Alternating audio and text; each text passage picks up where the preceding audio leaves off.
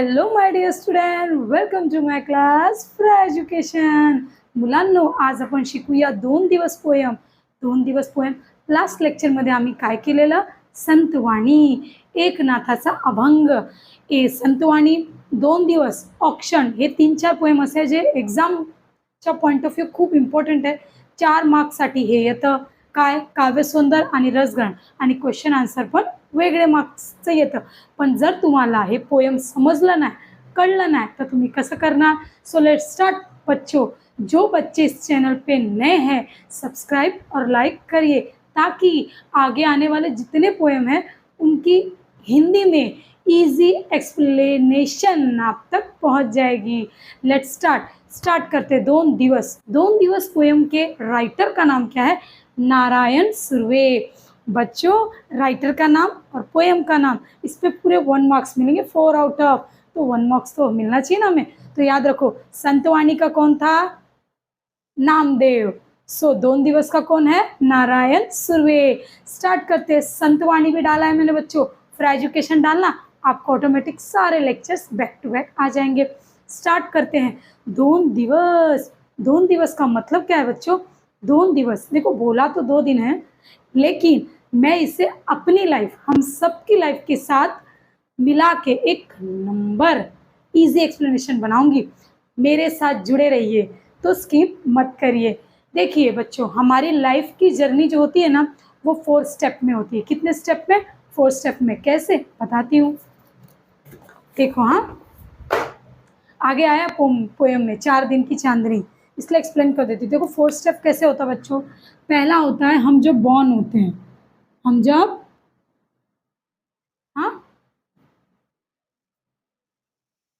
क्या होते हैं? बॉर्न होते हैं, यानी कि बचपन. अंडरस्टूड. नेक्स्ट आता है हम जब जवान होते हैं, यानी कि एडल्ट भी बोल सकते हैं उसको और मेजर भी बोल सकते हैं. ओके. बचपन, जवानी, बुढ़ापा और मरने की अवस्था. इस 4 शेड्यूल को इस पोयम के जरिए एक नंबर समझाया, जो जीवन की, हर इंसान के जीवन की सच्चाई होती है. कौन सा स्टेज होता है? बचपन, जवानी, और फिर हम लोग सीनियर सिटीजन में हो जाते हैं, यानी बुढ़ापा, और उसके बाद क्या हो जाते हैं? मरने की अवस्था. अंडरस्टूड. 4 स्टेप कैसे बताया? ये सब आपको पोयम में नहीं है, बट पोयम इसी के हिसाब से सॉल्व किया हुआ है. हमारे 2 दिवस पोयम में क्या बताया गया? हमारी जिंदगी 2 दिनों की होती है. पूरी जिंदगी बर्बाद हो जाती है. होती तो 2 ही दिन की जिंदगी है. आधी जिंदगी तो हमारी रोटी कमाने में चली जाती है, और आधी जिंदगी दुख और तकलीफ में चली जाती है, जो कि जीवन की सच्चाई है. बच्चों, पोयम बहुत इंटरेस्टिंग है और एग्जाम में वेरी वेरी इंपॉर्टेंट है. तो अच्छे से सुनिए और स्किप मत करना. और अधूरा ज्ञान हमेशा खराब होता है, तो आगे आधे पे पोयम का चैनल बंद मत करना. स्टार्ट करते हैं पोयम का. वर्ड टू वर्ड पढ़ते हैं और उसका एक्सप्लेनेशन समझते हैं. सो देखिए बच्चों, क्या लिखा आपके स्क्रीन पे. बच्चों, आपके स्क्रीन पे देखो आ रहा होगा. सो आप लोग वहाँ पर देखिए, मैं यहाँ पे रीड कर रही हूँ, आप वहाँ पर समझिए. 2 दिवस वाट पाण्यात गेले, 2 दुखात गेले. क्या बोल रहा है?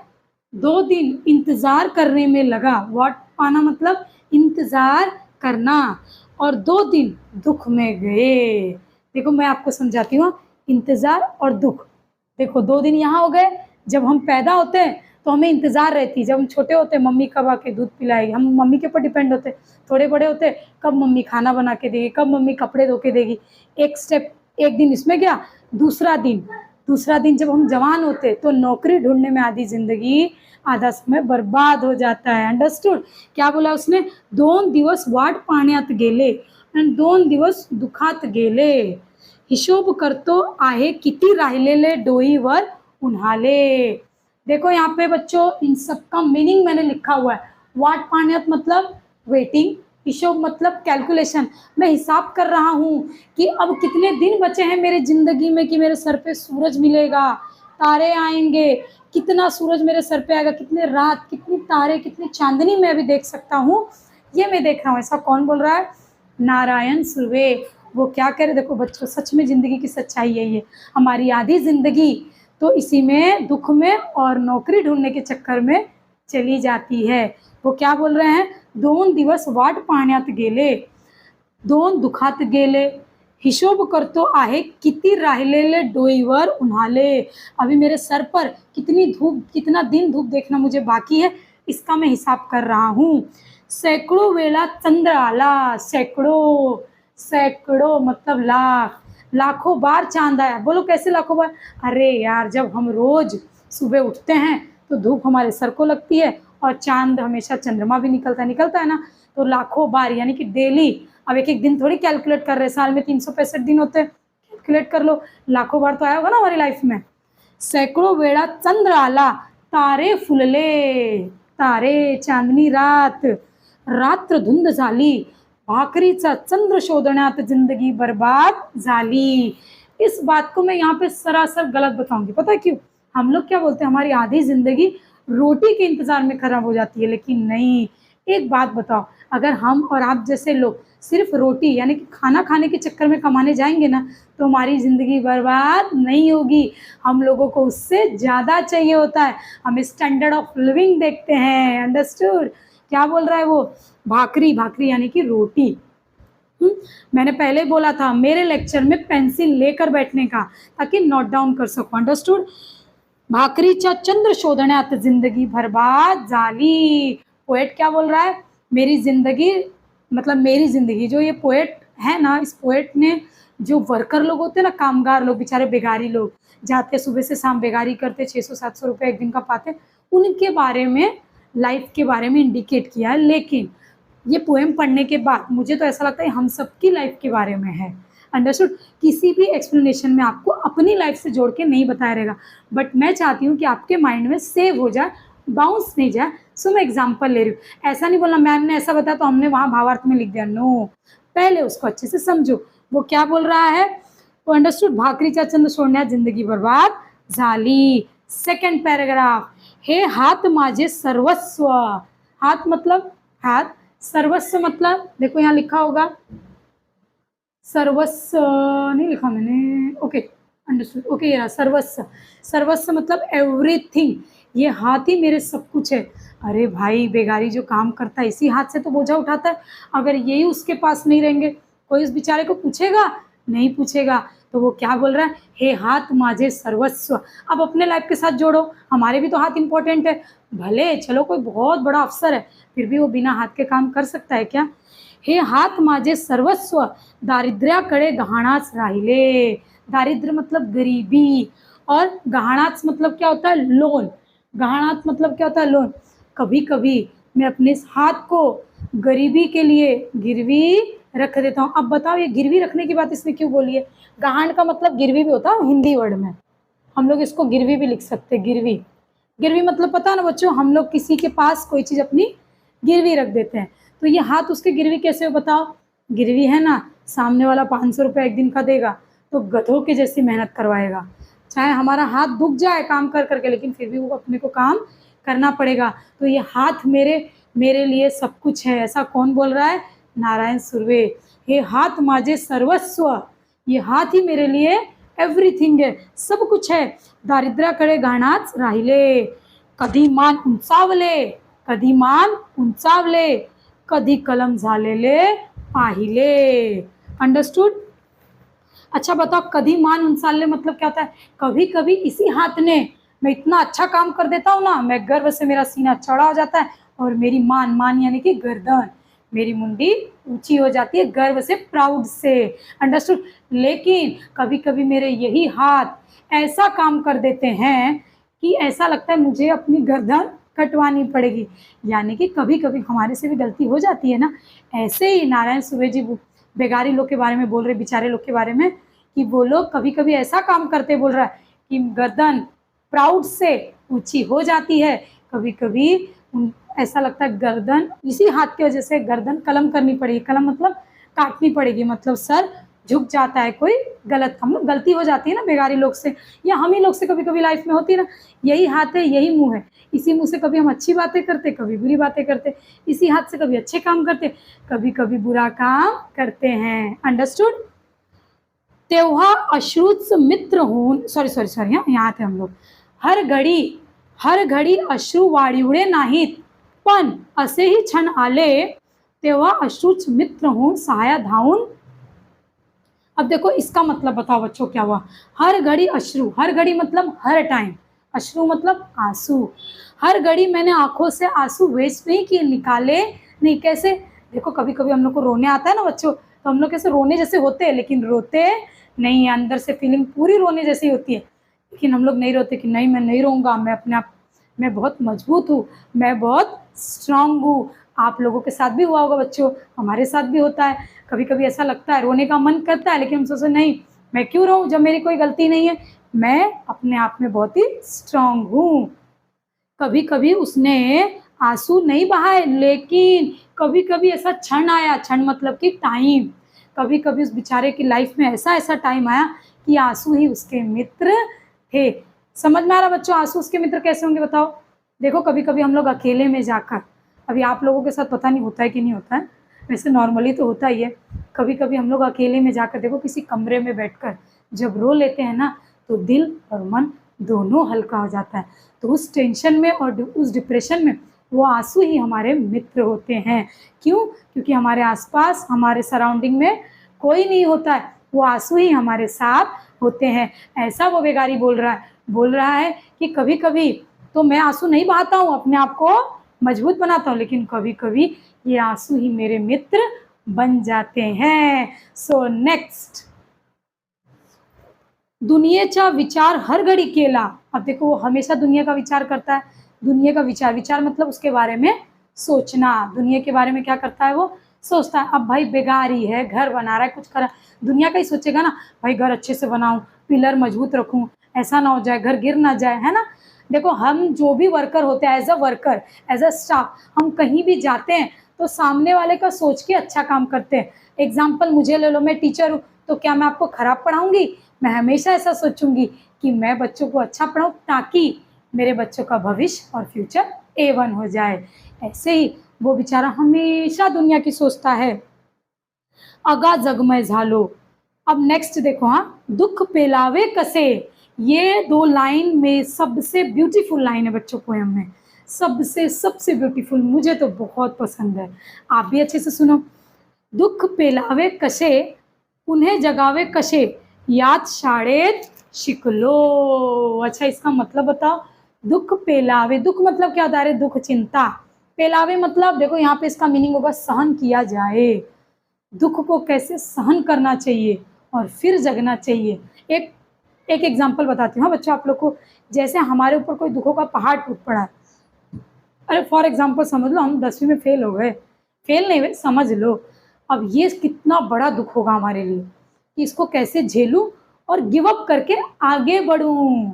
गिव अप करना कैसे हो गया? वही लेके बैठ जा रहे यार मैं तो फेल हो गया, ऐसा सोचते ना हम लोग। जैसे मैंने आपको एक लेक्चर में बताया था, जो KFC वाले मैकडोनल्ड है, 68 की उम्र में सक्सेस हुए थे। सोचो उन्होंने जब अपना demo first time, second time, third time दिखाया, कम से कम 1 लाख बार उनके जो रेसिपी ना चिकन वाली, चिकन लॉलीपॉप, 1 लाख बार रिजेक्शन फेस किया उसने, लेकिन फिर भी 68 की उम्र में वो नंबर 1 KFC कहलाए।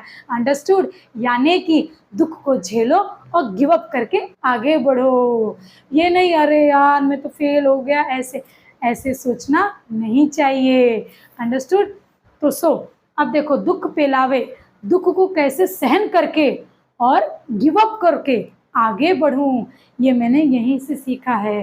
सीखते हैं ना, जब तकलीफ पड़ती है ना, बोलते हैं ना कि जब समुद्र में डालो तो अपने आप सीखना सीख जाएंगे, है ना, तैरना सीख जाएंगे, तैरना जिसको नहीं आता। तो तकलीफ जब सर पे पड़ती है ना, तो ऑटोमेटिक इंसान समझदार हो जाता है। तो उसने क्या बोला? दुख पेलावे कशे, पुनः जगावे कशे, याच शाळेत मी शिकलो। इसी स्कूल में मैंने सीखा भैया कि कितनी टेंशन है उसको झेलो, सहन शक्ति करो, हाँ पेशेंस रखो और उसको छोड़ के आगे बढ़ो, उसको छोड़ देने का। ओके चलो नेक्स्ट, ये भी बहुत अच्छी लाइन है ना। झोत भट्टीत शेकावे, झोत भट्टीत शेकावे पोलाद तसे, आयुष्य छान शेकले। इसका एक नंबर एग्जाम्पल है मेरे पास। क्या चीज पता है? ये गोल्ड, सोना। देखो ये सोना कितना सुंदर दिखता है, और हम लोग कोई नकली चीज पहन लेते 10 डेज 15 डेज में उसका कलर उतर जाता है। पता है क्यों? क्योंकि सोना सबसे ज़्यादा भट्टी में जलता है, यानी कि जो जलेगा वो चमकेगा। तो ये बेगारी क्या बोल रहा है, इसी जोत भट्टी में मैं स्टील का बन गया हूँ। कैसे, पोलाद। मैं क्या बन गया हूँ, पोलाद। मुझे अब किसी भी चीज़ से डर नहीं लगता। जब यानी कि पर्टिकुलर अगर कोई इंसान किसी चीज़ में झेल ले बहुत, तो वो बोलते हैं ना, कोयले में हीरा बन गया। सोने को देखो कितना ठोकते, कितना पीटते बेचारे को, लेकिन उसका जब एक रूप निखर के आता है तो सोना हम सबका प्रिय है। कोई ऐसा पर्टिकुलर इंसान है जिसे सोना पसंद नहीं है? सबको पसंद है ना बच्चों। सोना वाला सोना नहीं है, ये तो सबको ही पसंद है। गोल्ड वाला सोना देखो, 3 ईयर्स 4 ईयर्स 10 ईयर उसकी चमक जाती नहीं है। क्यों? वो झोद भट्टी में सिका हुआ है। अंडरस्टूड? यानी कि हम स्टूडेंट भी अगर अच्छे से स्टडी करेंगे और मेहनत करेंगे और हार्ड वर्क करेंगे। अम्बेडकर पता है ना आपको, स्ट्रीट लाइट के नीचे पढ़ाई किया करते थे, तभी तो वो अम्बेडकर बन गए। और हम पंखे फैन में पढ़ रहे हैं लाइट में, इसलिए हम यहीं रह गए। अंडरस्टूड? तो जो जितना जलेगा, जो जितना झोट भट्टी में उसको मतलब हार्ड वर्क करेगा, तकलीफ झेलेगा, वही सोना बनेगा। तो मेरा आयुष्य छान हो गया।